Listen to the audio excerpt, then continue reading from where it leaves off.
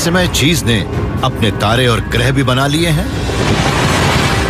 और क्या वो स्याह ब्रह्मांड एक दिन हमारे ब्रह्मांड से आ टकराएगा? क्या सचमुच एक शैडो यूनिवर्स है?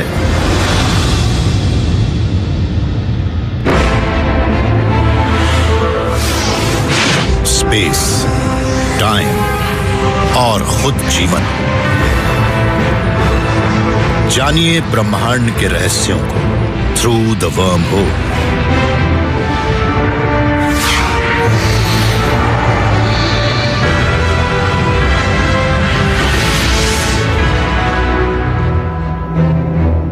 हम जिस ब्रह्मांड में रहते हैं वो प्रकाश से भरा हुआ है। कम से कम आसमान को देखने पर हमें तो यही लगता है। मगर अब साइंटिस्ट भी ये मानने लगे हैं कि इस ब्रह्मांड में बहुत से ऐसे मैटर भी हैं जो हमें नजर नहीं आते हैं। हम जानते हैं कि वो डार्क मैटर मौजूद है क्योंकि हम उसकी ग्रेविटी के खिंचाव को महसूस करते हैं।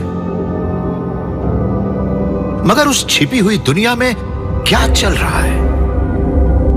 क्या उसने अपने डार्क तारे, ग्रह और शायद जीव भी बना लिए हैं?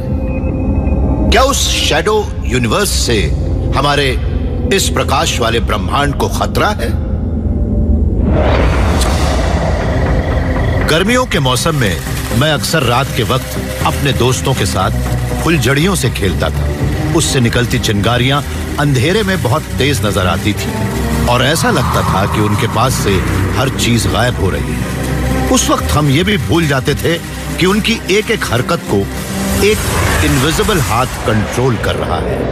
वैसा ही एक इनविजिबल हाथ हमारे ब्रह्मांड के मूवमेंट को भी गाइड करता है। एस्ट्रोनॉमर इस बात का दावा करते हैं कि एक नजर नहीं आने वाले मैटर का विशाल समंदर तारों को उनके तय रास्ते से खींच रहा है। उस अनजान मैटर का असली स्वभाव जानना ही आज कॉस्मोलॉजी का सबसे बड़ा सवाल है, शायद पूरी फिजिक्स का भी।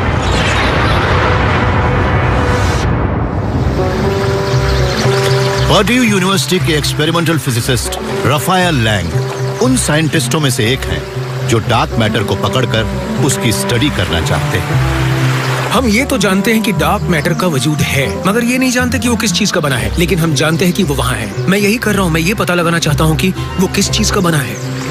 ये एक बहुत बड़ी चुनौती है क्योंकि हम सिर्फ उस डार्क मैटर की ग्रेविटी के हल्के से खिंचाव को ही महसूस कर पाते हैं। उसके पार्टिकल तो उस मैटर के आर पार चले जाते हैं जिससे हम बने हैं। इसलिए ये काम सिर्फ अपने हाथों से मछली पकड़ने जैसा है। डार्क मैटर के साथ यही सबसे बड़ी समस्या है। हम जानते हैं कि डार्क मैटर किसी भी चीज के आर पार जा सकता है, जैसे कि एक्सरे हमारी खोपड़ी के पार चली जाती है। हम जिन पार्टिकल्स के बारे में जानते हैं उन्हें इसलिए जानते हैं कि हम उनके साथ इंटरेक्ट कर सकते हैं और उन्हें पकड़ना आसान होता है। मगर हम डार्क मैटर को आज तक नहीं पकड़ पाए, इसलिए उसके बारे में कुछ जानना भी बहुत मुश्किल है।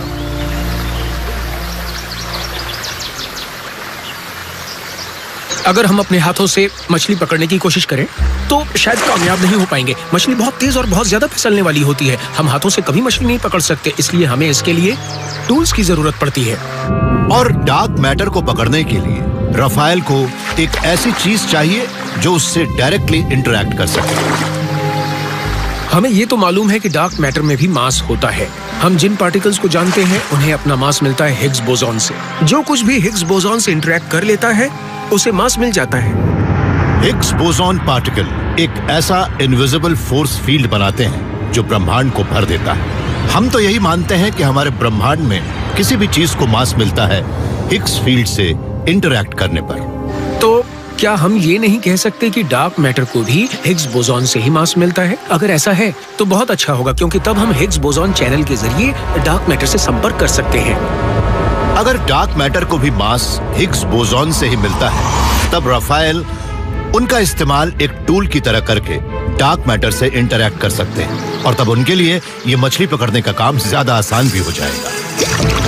हिग्स बोसॉन एक टूल की तरह काम कर सकता है, मछली पकड़ने के कांटे की तरह, जिससे हम डार्क मैटर को पकड़ सकते हैं। ऐसे में एक सिरे पर हम होंगे और हम इस सिरे पर हिग्स बोसॉन से बात करेंगे, जबकि दूसरे सिरे पर जो हिग्स बोसॉन होंगे वो डार्क मैटर से बात करेंगे। लेकिन हर माहिर मछुआरा जानता है कि सही टूल होने का यह मतलब नहीं कि आप मछली पकड़ ही लेंगे। राफाएल इटली में एक अंडरग्राउंड डिटेक्टर पर काम कर रहे हैं। जिसका नाम है Xenon 100। उसमें एक बड़ा सा वैट लगा है जिसमें 100 किलो बिल्कुल प्योर और हाईली इनर्ट लिक्विड ज़ीनॉन भरा होता है। लिक्विड ज़ीनॉन बहुत ही डेंस होता है, इसलिए उसके एटॉमिक न्यूक्लियाई भी डेंसली पैक्ड होते हैं, क्योंकि उससे डार्क मैटर को इंटरैक्ट करने के लिए काफी मसाला मिल जाता है। आइए हम थोड़ा सा डार्क मैटर लेते हैं और उसे लिक्विड ज़ीनॉन में डालकर देखते हैं कि क्या होता है। अंदर जाने के बाद वो ज्यादातर लिक्विड ज़ीनॉन को तो इंटरैक्ट किए बिना ही पार कर लेता है, लेकिन अगर हमारी किस्मत अच्छी हो तो एक ज़ीनॉन एटम न्यूक्लियस को किक कर देता है। फिर वो ज़ीनॉन न्यूक्लियस बहुत तेजी से टैंक में भागता है और अपने पीछे प्रकाश के निशान छोड़ता जाता है। ऐसे में हम शायद डार्क मैटर को तो नहीं देख पाते, मगर ज़ीनॉन में भागते न्यूक्लियस को जरूर देख लेते हैं। ज़ीनॉन 100 डिटेक्टर पर काम करने वाली टीम सन 2008 से ही एक एक्सपेरिमेंट कर रही है, मगर अभी तक उसे डार्क मैटर का कोई भी संकेत नहीं दिखा है। मगर राफेल मानते हैं कि इससे बड़ा और बेहतर डिटेक्टर Xenon 1 टन शायद इस कोशिश में कामयाब हो जाए। Xenon 1 टन हमारे आज के डिटेक्टर से 100 गुना ज्यादा पावरफुल होगा। उससे हमें सबसे बड़ा फायदा ये होगा कि आज हमें जिस काम के लिए पूरे साल भर इंतजार करना पड़ता है, वो हम कुछ दिनों में कर लेंगे। अगर राफेल का अंदाजा सही है तो जल्दी ही हमें डार्क मैटर की पहली झलक दिख सकती है। मगर उसे ढूंढने का एक और तरीका भी हो सकता है। डार्क मैटर को पकड़ना नहीं, बल्कि उसे बनाना।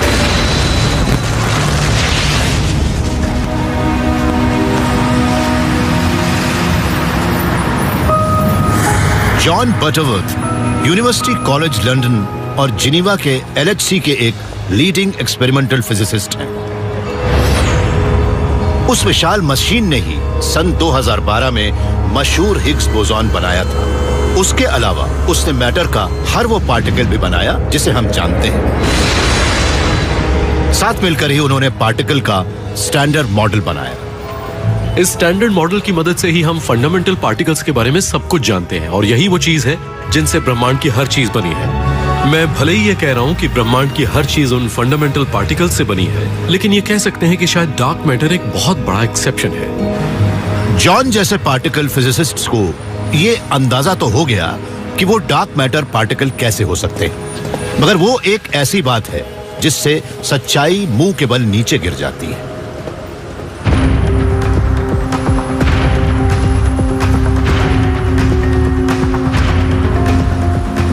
मैं अभी लंदन आई में हूँ, जो एंगुलर मोमेंटम के बारे में बात करने के लिए बिल्कुल सही जगह है। एंगुलर मोमेंटम का अंदाजा लगाने के लिए हम घूमने वाली किसी भी चीज की स्पीड को उस एक्सल की दूरी से गुणा कर देते हैं जिसके ऊपर वो घूम रही है। फंडामेंटल पार्टिकल में भी एंगुलर मोमेंटम होता है, जिसे फिजिसिस्ट स्पिन कहते हैं। ब्रह्मांड में पार्टिकल भी दो तरह के हैं। एक तो है मैटर पार्टिकल, जिनसे ब्रह्मांड की हर चीज बनी है, और दूसरे हैं फोर्स पार्टिकल, जो प्योर एनर्जी को कैरी करते हैं। ये दोनों अलग अलग स्पीड पर स्पिन करते हैं। मान लीजिए कि जॉन भी एक पार्टिकल है और वो लंदन आई के चारों ओर स्पिन कर रहे हैं। अगर वो फोर्स पार्टिकल होंगे तो उनकी स्पीड बिल्कुल अलग होगी, लेकिन अगर मैटर पार्टिकल होंगे तो उनकी स्पीड आधी हो जाएगी। मगर हर फिजिसिस्ट ये जरूर मानता है कि फोर्स और मैटर के सारे पार्टिकल के छिपे हुए काउंटर पार्ट भी होते हैं, जो बिल्कुल अलग तरह से स्पिन करते हैं। अगर हम ये मान लें कि सारे फोर्स कैरियर एक की स्पीड पर स्पिन करते हैं और मैटर पार्टिकल्स आधे की स्पीड पर, तो ये सवाल उठता है कि अगर हम उनकी अदला बदली कर दें तो? अगर फोर्स कैरियर को आधे की स्पीड पर स्पिन करवाने लगे तो? अलग स्पीड पर घूमते हुए फोर्स पार्टिकल की ये वर्जन असल में मैटर होंगे। ऐसे में फोटोन का एक मैटर वर्जन, फोर्टीनो। जॉन नाम के फोर्स पार्टिकल का एक मैटर पार्टिकल होगा, जोनीनो। हम कह सकते हैं कि बिग बैंग के वक्त भी ऐसे बहुत से पार्टिकल बने होंगे और वो ब्रह्मांड में घूमते रहे और कुछ नहीं किया, और हम उन्हें डार्क मैटर कह सकते हैं। सच कहें तो डार्क मैटर भी यही करता है। जॉन भी LHC से पैदा हुए तमाम बिग बैंग में से फोर्टीनो जैसे फोर्स पार्टिकल के वो मैटर वर्जन ही ढूंढ रहे हैं, मगर अभी तक इन्हें कोई कामयाबी नहीं मिली है, और इसी वजह से जॉन काफी परेशान है। हमें अभी तक पार्टिकल्स के उस दूसरे हिस्से का कोई भी सबूत नहीं मिला है। वैसे अभी भी उम्मीद तो है, पर यह कहना पड़ेगा कि अब उतनी उम्मीद नहीं है जितनी पहले थी। हमें शैडो यूनिवर्स तब तक नहीं मिल पाएगा जब तक हमारे हाथ नहीं आ जाता, मगर इस फिजिसिस्ट का दावा है कि ये उसे ढूंढने के बहुत करीब पहुंच चुके हैं और वजह है उसके कॉस्मिक डांस पार्टनर।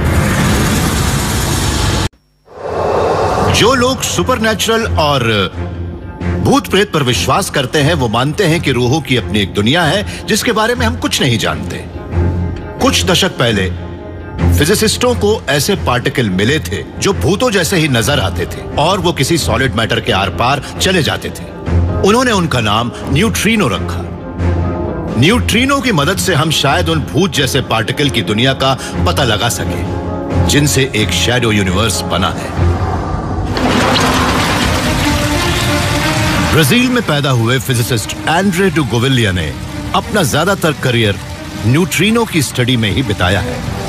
न्यूट्रिनो काफी हद तक डार्क मैटर जैसे नजर आते हैं क्योंकि वो बहुत हल्के से इंटरैक्ट करते हैं, मगर अब इतने साल बाद हम न्यूट्रिनो के बारे में इतना जान चुके हैं कि ये कह सकें कि न्यूट्रिनो पूरी तरह से डार्क मैटर नहीं है क्योंकि वो बहुत हल्के होते हैं। कॉस्मोलॉजिस्टों ने यह अंदाजा लगाया है कि हमारे ब्रह्मांड में कितना डार्क मास हो सकता है और वो ये बात दावे से कहते हैं कि उसमें से न्यूट्रिनो का परसेंटेज बहुत ही कम है।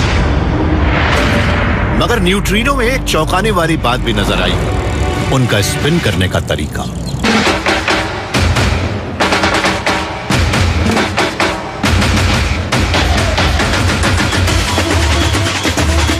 आंड्रे का कहना है कि इसका मतलब यह हुआ कि उसका एक छिपा हुआ कॉस्मिक डांस पार्टनर भी है, वो पार्टनर जिसके पास डार्क मैटर का बचा हुआ मास रहता है।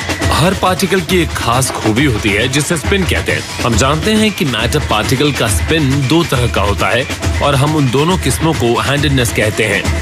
कुछ पार्टिकलों को लेफ्ट हैंडेड कहते हैं तो कुछ को राइट हैंडेड। इसे आप पीछे खड़ी डांसरों के जरिए समझ सकते हैं। साइंटिस्ट मानते हैं कि बिग बैंग ने ब्रह्मांड में बराबर संख्या में राइट और लेफ्ट हैंडेड पार्टिकल भर दिए थे। वो सभी अलग अलग डांस कर रहे थे और उनमें मास नहीं था, लेकिन फिर स्प्लिट सेकंड बाद हिग्स बोसॉन हरकत में आ गया। उसने लेफ्ट और राइट हैंडेड पार्टिकल के साथ जोड़ी बना ली और उससे जोड़ी को मास मिल गया। जब हिग्स बोसॉन उनसे जुड़ा तब हिग्स बोसॉन की वजह से उन्हें आपस में बातचीत करने का मौका मिला और उन्होंने जोड़ियां बना ली। एक बार वो बातचीत शुरू हुई तो वो मास वाले पार्टिकल की तरह बिहेव करने लगे। इस तरह से इलेक्ट्रॉन और क्वार्क जैसे पार्टिकल को मास मिला, मगर न्यूट्रिनो उन दूसरे पार्टिकल जैसे नहीं नजर आते। अभी तक जितने न्यूट्रिनो का पता लगा है वो सभी लेफ्ट हैंडेड लगते हैं और अकेले ही डांस करते हैं, मगर उन न्यूट्रिनो को मास कैसे मिला? आप जो देख रहे हैं वो लेफ्ट हैंडेड न्यूट्रिनो है। सबसे दिलचस्प बात यह है कि हमने अभी तक इस न्यूट्रिनो का राइट हैंडेड रूप नहीं देखा है, लेकिन चूंकि अब हम ये जानते हैं कि न्यूट्रिनो में भी मास होता है, इससे हमें तो यही लगता है कि न्यूट्रिनो का भी एक राइट हैंडेड पार्टनर जरूर होगा। हमारे डिटेक्टरों की पहुंच से काफी दूर एक राइट हैंडेड न्यूट्रिनो तो होगा जो लेफ्ट हैंडेड न्यूट्रिनो के साथ जोड़ी बनाकर उसे मास दे रहा होगा। कहीं ऐसा तो नहीं कि वो अनजान पार्टिकल ही डार्क मैटर है? अभी तो हम यही कह सकते हैं कि वो हाइपोथेटिकल पार्टिकल हैं, मगर हो सकता है कि वो राइट हैंडेड न्यूट्रिनो ही डार्क मैटर हो। वो आपस में बहुत हल्के में इंटरैक्ट करते हैं। आम न्यूट्रिनो के मुकाबले उनके बीच बहुत कम इंटरैक्शन होता है और डार्क मैटर भी ऐसा ही होता है, बहुत कम इंटरैक्ट करने वाला। इसी वजह से उसे हम आज तक नहीं देख पाए, जबकि वो ब्रह्मांड के जन्म के साथ ही पैदा हुआ था और अभी भी वहां मौजूद है। राइट हैंडेड न्यूट्रिनो इतना मायावी है कि हम उसे आज की अंडरग्राउंड डार्क मैटर खोजों में नहीं ढूंढ पा रहे हैं, मगर आंड्रे मानते हैं कि उसे ढूंढने का एक और तरीका है, आसमान में देखना। राइट हैंडेड न्यूट्रिनो पूरी तरह से स्थिर नहीं होते, वो भी रेडियो एक्टिव एलिमेंट की तरह कई बार बिखर जाते हैं और ऐसा होने पर वो एक्सरे लाइट का एक फ्लैश पैदा करते हैं। ये राइट हैंडेड न्यूट्रिनो की बहुत बड़ी खूबी है कि वो एक्सरे में डीके होते हैं, इसलिए हम उन राइट हैंडेड न्यूट्रिनो को डार्क मैटर भी कह सकते हैं और उन्हें ढूंढने के लिए हमें आसमान में उन इलाकों में देखना होगा जहां तारामंडलों से एक्सरे निकल रही हों। सच कहें तो हाल में हुई स्टडी में कुछ ऐसे तारामंडल नजर आए हैं जिनमें एक्सरे की बड़ी गजब की एनोमली थी। वो एनोमली शायद प्रकाश और शैडो वाली दो दुनिया की सरहद है। मगर उस अंधेरे में क्या हो रहा है? कुछ एस्ट्रोनॉमर मानते हैं कि उन्हें कॉम्प्लेक्स शैडो यूनिवर्स के कुछ सबूत मिले हैं। वहां पर भूतों जैसी चीजें हमारे चारों ओर घुल मिल जाती हैं, यहां तक कि हमारे अंदर भी। ब्रह्मांड में डार्क मैटर के दो मास एक दूसरे की तरफ बढ़ रहे हैं। उनके टकराने पर क्या होगा? ज्यादातर साइंटिस्ट कहेंगे कि शायद कुछ नहीं होगा। डार्क मैटर देखने में तो ग्रेविटी की वीक फोर्स ही लगता है, मगर शायद वो डार्क मैटर के व्यवहार को पूरी तरह से समझ नहीं पाए हैं। हो सकता है कि वो शैडो यूनिवर्स कुछ ज्यादा ही कॉम्प्लिकेटेड मटेरियल का बना हो। जब विल डॉसन एक एस्ट्रोफिजिसिस्ट नहीं थे, तब वो ऑफशोर स्ट्रक्चरल इंजीनियर थे। मगर उन्होंने डार्क मैटर की तलाश के लिए अपने ग्लव्स और हार्ड हैट भी उतार फेंके। यह ऐसा फैसला था जिसके ऊपर उन्हें अफसोस नहीं हुआ। विल उन खुशनसीब साइंटिस्टों में से एक है जिन्होंने डार्क मैटर के स्पष्ट संकेत देखे, उसके ग्रेविटेशनल इफेक्ट को देखा है। हमारे सामने सबसे बड़ी चुनौती ये है कि हम ये कैसे मापें कि डार्क मैटर कहाँ पर है। हम उसे देख नहीं सकते, उससे प्रकाश भी नहीं निकलता। इसके लिए हम एक दूसरी टेक्निक का इस्तेमाल करते हैं जिसे ग्रेविटेशनल रिंजिंग कहते हैं, और उसका बेसिक प्रिंसिपल ये है कि नॉर्मल सर्कमस्टेंस में जब स्पेस टाइम फ्लैट हो तब प्रकाश हमेशा एक सीधी लाइन में जाता है, लेकिन जब उस स्पेस टाइम से एक मास जुड़ता है तब स्पेस टाइम मुड़कर डिस्टॉर्ट हो जाता है, और तब प्रकाश स्पेस के उसी कर्वेचर पर चलता है। जब मास की वजह से प्रकाश में वो ग्रेविटेशनल डिस्टॉर्शन होता है, तब विल जैसे एस्ट्रोनॉमर को डार्क मैटर के विशाल बादलों की सही पोजीशन जानने का मौका मिल जाता है। ये दूर दराज के तारामंडलों की डबल इमेज ढूंढते हैं, जिससे निकलने वाला प्रकाश बादल के दोनों किनारों पर मुड़ जाता है। डार्क मैटर के दो बादलों ने विल का ध्यान खींचा था। वो बादल बुलेट क्लस्टर का हिस्सा थे। पृथ्वी से कई 100 करोड़ प्रकाश वर्ष दूर दो गैलेक्सी क्लस्टर की टक्कर हुई थी। हर एक में सैकड़ों गैलेक्सी क्लस्टर थे, या कह लीजिए हजारों तारामंडल थे। जब वो दोनों कॉस्मिक जायंट टकराए, तब वो तारामंडल एक दूसरे के पार चले गए, क्योंकि वो एक दूसरे से लाखों प्रकाश वर्ष दूर थे। मगर उन तारामंडलों को हाइड्रोजन और हीलियम गैस के जिन डिफ्यूज्ड बादलों ने घेर रखा था, वो एक दूसरे से जा टकराए। उस इलेक्ट्रोमैग्नेटिज्म की फोर्स से उनके एटम्स गोली की शेप में जलने लगे।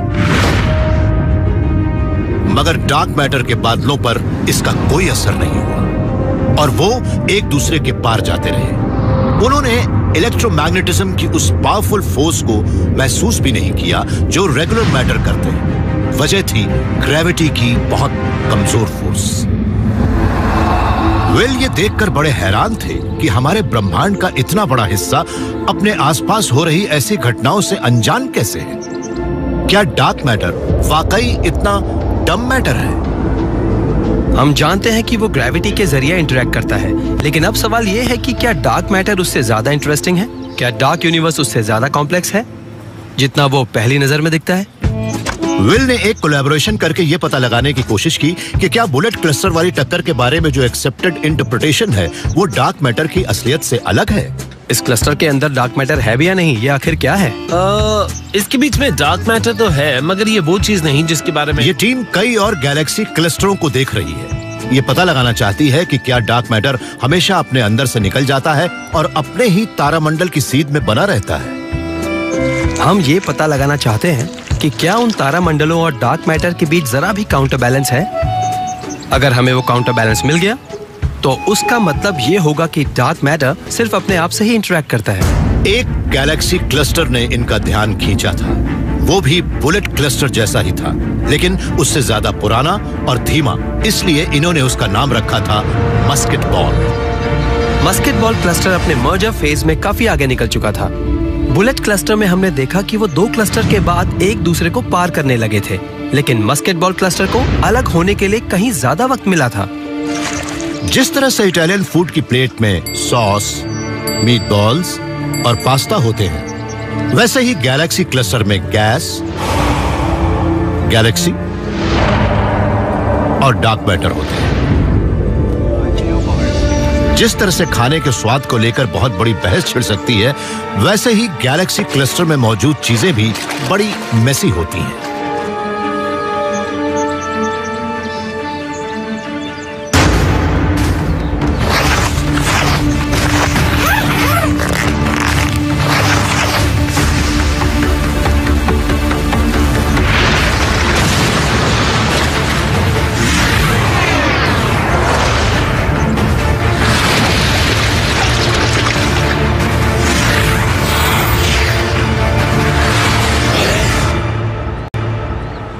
गैलेक्सी क्लस्टर भी हमारी इस फूड फाइट जैसा ही होता है, सिर्फ इन गैलेक्सी क्लस्टर के मर्जर ही बहुत मेसी नहीं होते हैं, बल्कि इन गैलेक्सियों के बीच भी काफी स्पेस होता है और वो काफी हद तक मीट बॉल जैसे होते हैं, प्लेट पर एक दूसरे को पार कर जाने वाले।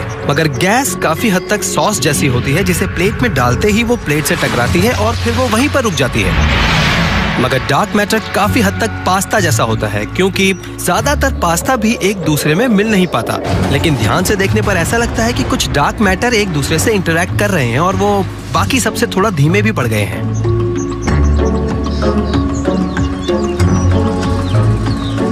जब मस्केटबॉल के अंदर एक डार्क मैटर दूसरे डार्क मैटर से मिला, तब विल की टीम ने देखा कि ग्रेविटी से अलग एक फोर्स हरकत में आ गई। अगर इन्हें इस बात से जुड़े और सबूत मिल गए, तो हो सकता है कि ये जल्दी ही शैडो यूनिवर्स के दरवाजे पर भी पहुंच जाए। अगर हमें ऐसा ही काउंटर बैलेंस उन दूसरे मर्जरों में भी दिखा जो बास्केटबॉल क्लस्टर में नजर आया है, तो वो इस बात का सबूत होगा कि मर्जर के वक्त डार्क मैटर सिर्फ अपने आप से इंटरैक्ट करता है, और उससे ये साबित हो जाएगा कि एक और नई डार्क सेक्टर फोर्स भी है।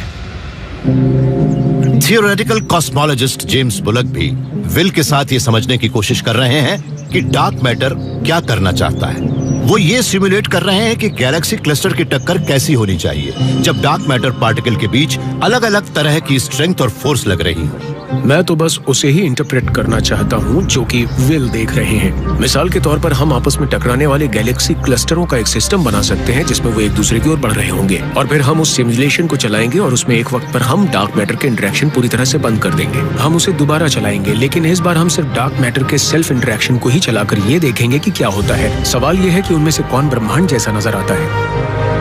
जेम्स के सिमुलेशन से तो यही लग रहा है कि डार्क मैटर को अपने आप से इंटरैक्ट ही करना चाहिए, वरना हमारा ब्रह्मांड वैसा बिल्कुल नहीं दिखेगा जैसा अभी दिख रहा है।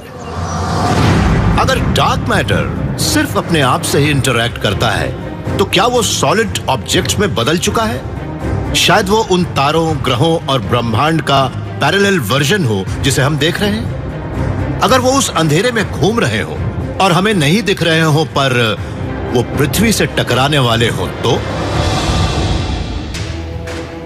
जब हम अपना रिफ्लेक्शन देखते हैं तो वो हमारे जैसा ही नजर आता है, लेकिन ऐसा होता नहीं है। हमारी नाक थोड़ी शिफ्टेड लगती है, आंखें भी अनबैलेंस्ड नजर आती हैं। कुछ फिजिसिस्ट मानते हैं कि बिग बैंग ने पार्टिकल के मिरर इमेज पेयर बनाए थे, मगर वो रिफ्लेक्शन इतने डिस्टॉर्टेड थे कि हम उन्हें पहचान भी नहीं सकते। वो मिरर पार्टिकल ही डार्क मैटर हो सकते हैं। अगर हमारा और हमारे रिफ्लेक्शन का कांटेक्ट हो जाए तो क्या होगा?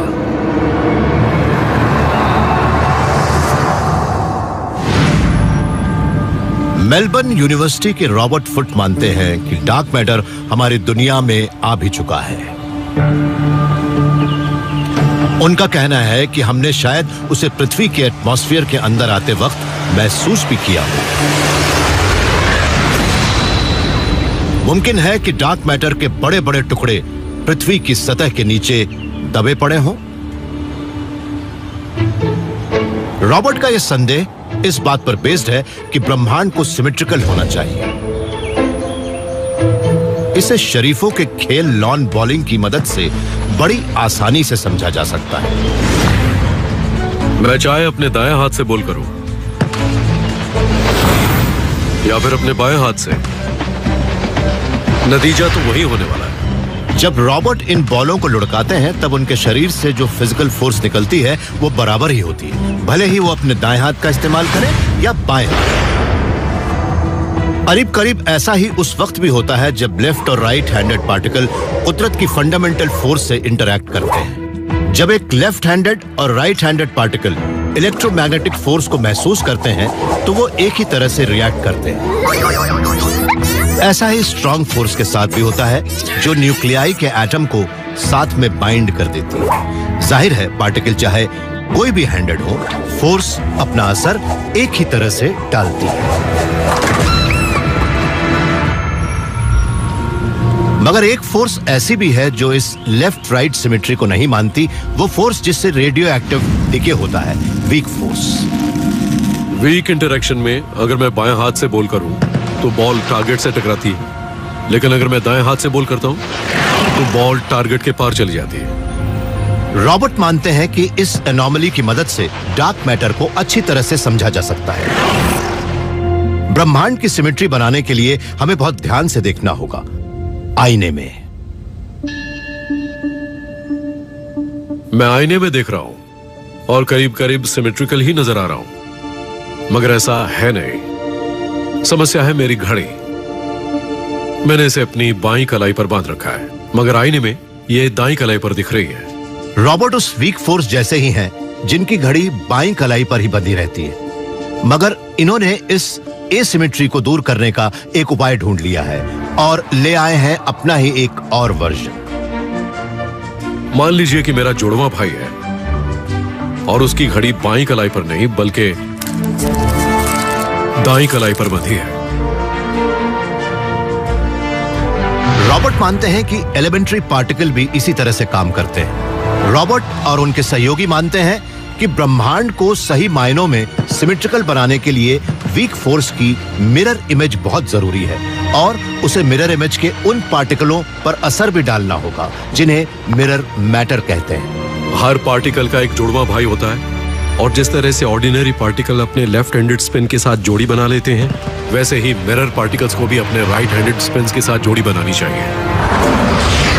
मिरर मैटर पार्टिकल बड़े स्थिर होते हैं और हमें नजर भी नहीं आते हैं, बिल्कुल डार्क मैटर की तरह। रॉबर्ट और इनके सहयोगी मानते हैं कि अगर वो सचमुच हैं तो वो डार्क मैटर हो सकते हैं, लेकिन उनकी मौजूदगी का एक और बड़ा मतलब भी होगा। उसका मतलब यह होगा कि हमारे ब्रह्मांड का भी अक्स उस दुनिया में बन रहा है जिसे हम देख नहीं पाते। इस लिहाज से तो हम कह सकते हैं कि मिरर स्टार होंगे, मिरर सुपरनोवा होंगे। सच तो यह है कि ऑर्डिनरी मैटर के साथ जो कुछ भी होता है वो मिरर मैटर के साथ हो सकता है। मिरर प्लैनेट, स्टार और गैलेक्सी शायद हमारे ब्रह्मांड के अंदर उतनी ही जगह लें जितनी जगह रेगुलर मैटर ने ले रखी है, पर वो मिरर स्ट्रक्चर हमें नजर नहीं आएंगे। वो उस मैटर के पार चले जाएंगे जिसे हम जानते हैं। जब तक हम ये पता नहीं लगा पाते कि हम उस शैडो रेल्म से कैसे इंटरैक्ट कर सकते हैं, तब तक हम ये कैसे जान पाएंगे कि रॉबर्ट की बातें सही हैं।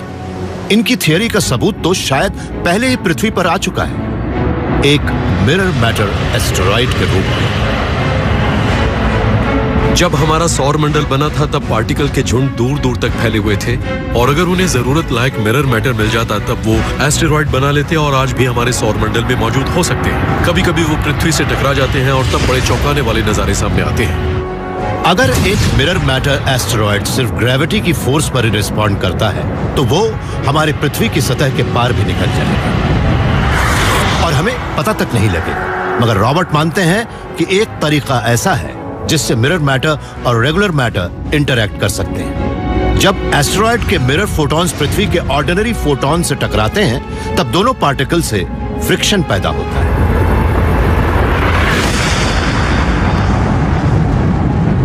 उससे इतनी गर्मी पैदा होगी कि एस्टेरॉइड आग का गोला बन जाएगा और धीरे धीरे उसकी स्पीड कम होगी।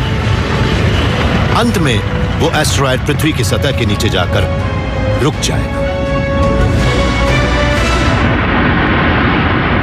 इस तरह से एस्टेरॉयड पृथ्वी के नीचे जाकर रुक जाएगा, लेकिन उससे निकलने वाली एनर्जी चारों तरफ फैल जाएगी, काफी दूर तक। हो सकता है उससे क्रेटर नहीं बने, पर उससे एनर्जी तो जरूर निकलेगी। उससे शायद जमीन पिघल जाए। सन 1932 में खोजकर्ताओं को लीबिया के रेगिस्तान में रेत के टीलों के ऊपरी परत के नीचे पिघले कांच की परतें मिली थी। ऐसा लग रहा था कि वो किसी दहकते एस्टेरॉयड के टकराने से पिघल गए थे, मगर क्रेटर कहीं नहीं था। क्या ऐसा हो सकता है कि वो पृथ्वी से एक रेयर मिरर मैटर एस्टेरॉयड के टकराने का सबूत हो? वहां क्रेटर नहीं बना था, टक्कर के स्पष्ट संकेत नहीं थे, मगर ये एक बड़ा रहस्य है और इसका जवाब हमें ढूंढना पड़ेगा। मिरर मैटर और मिरर एस्टेरॉयड भले ही साइंस फिक्शन की बात लगते हो, मगर रॉबर्ट का कहना है कि उन्हें नहीं मानना भी एक एसिमेट्रिक ब्रह्मांड को कबूल करने जैसा ही है।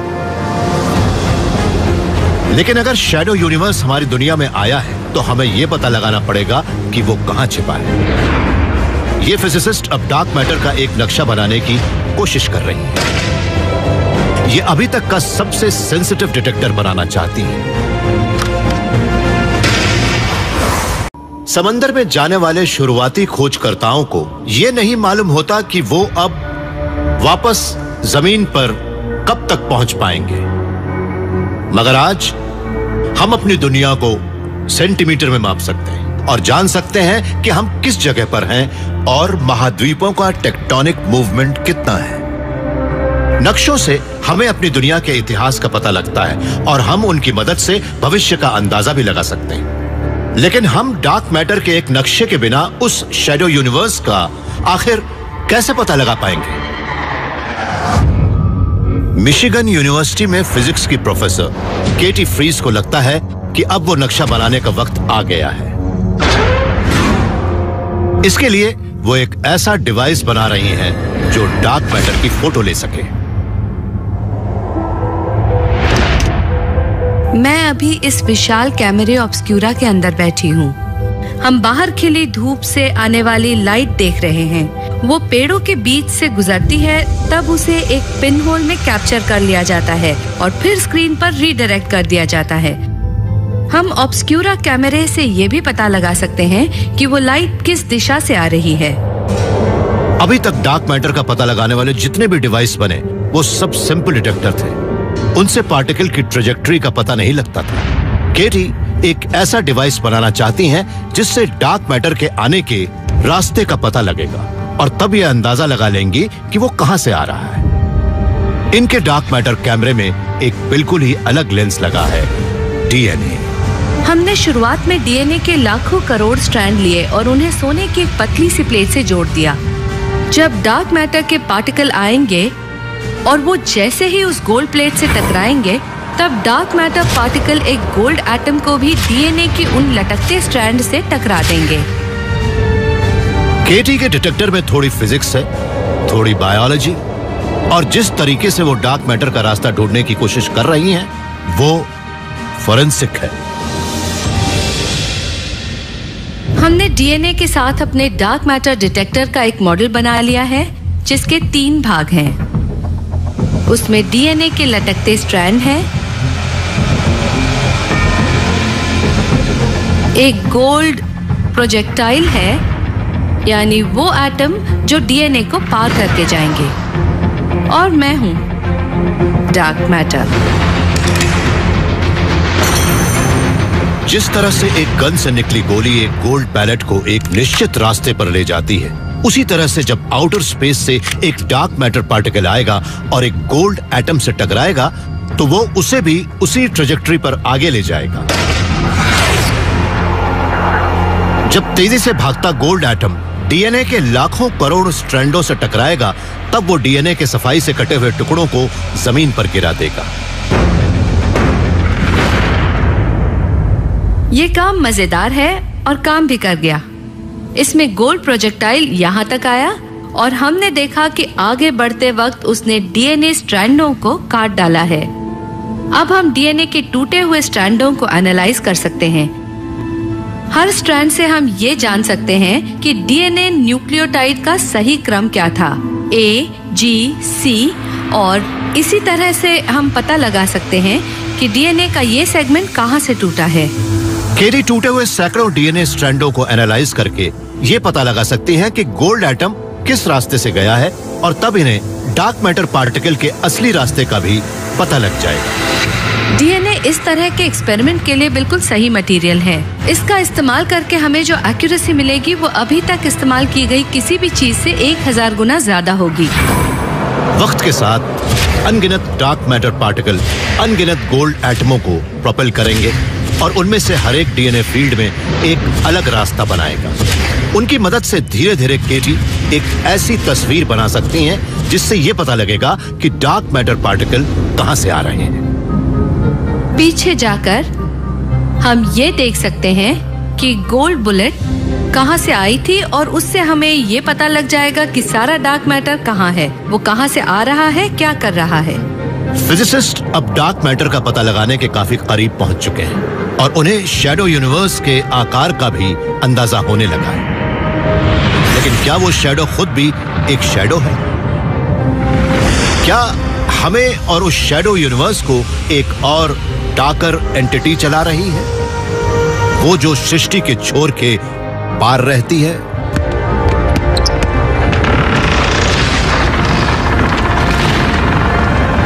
स्पेस प्रोब से हमें यह पता लग चुका है कि बिग बैंग के ठीक बाद हमारा ब्रह्मांड कैसा नजर आता था। उनसे पता लगा है कि मैटर और डार्क मैटर चारों तरफ बराबरी से फैल गए थे, लेकिन ज्यादा करीब से देखने पर पता लगता है कि आसमान में एक दरार है, एक ऐसी लाइन जिससे साफ दिखता है कि उसके एक तरफ का ब्रह्मांड दूसरे से बिल्कुल अलग है। तो क्या वहां कोई और बड़ी चीज है हम जो देख पाते हैं उसके पार? वो साया जो हमारे ब्रह्मांड को मोल्ड करता है और हम जो कुछ भी देखते हैं उसे कंट्रोल करता है।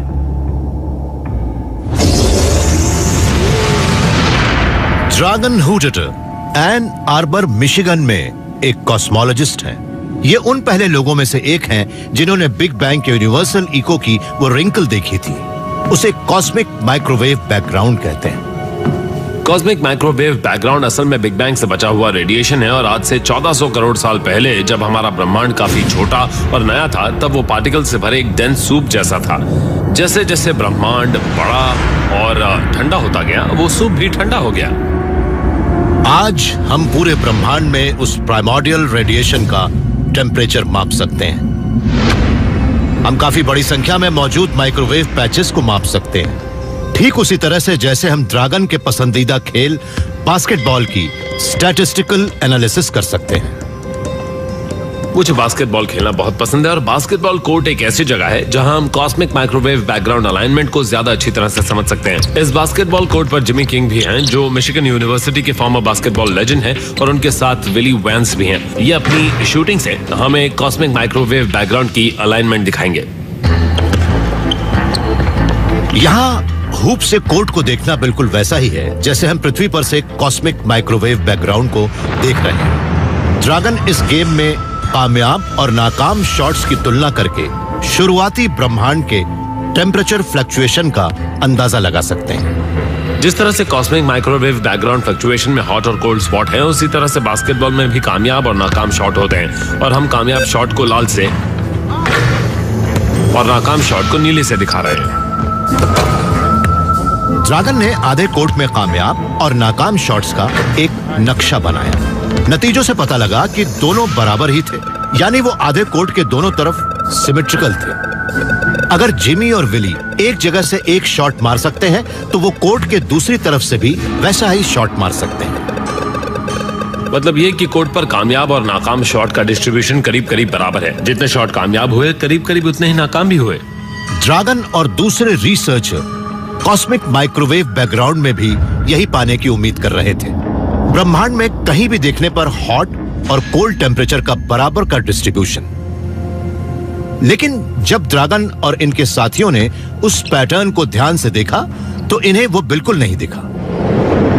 वो इतनी चौंकाने और परेशान करने वाली चीज थी कि कॉस्मोलॉजिस्टों ने उसका नाम रख दिया एक्सिस ऑफ इविल। आसमान में वो अलाइनमेंट लगभग उसी वक्त नजर आए थे जब जॉर्ज डब्ल्यू बुश ने एक्सेस ऑफ ईविल टर्म इस्तेमाल की थी, और उसी वजह से इंग्लैंड के साइंटिस्टों ने उसका नाम भी एक्सेस ऑफ ईविल रख दिया। मगर हम ये नहीं जानते कि वो एक्सेस वाकई ईविल है या नहीं। हमने कॉस्मिक माइक्रोवेव बैकग्राउंड डेटा को एनालाइज करते वक्त देखा कि एक दिशा बड़ी ही खास है। अगर हम बास्केटबॉल की भाषा में कहें तो बास्केट के लिहाज से वो एक दिशा में झुकी हुई थी। जिस कोर्ट पर जिमी और विली खेल रहे हैं उसका एक कोना अगर अचानक ही शिफ्ट हो जाए तो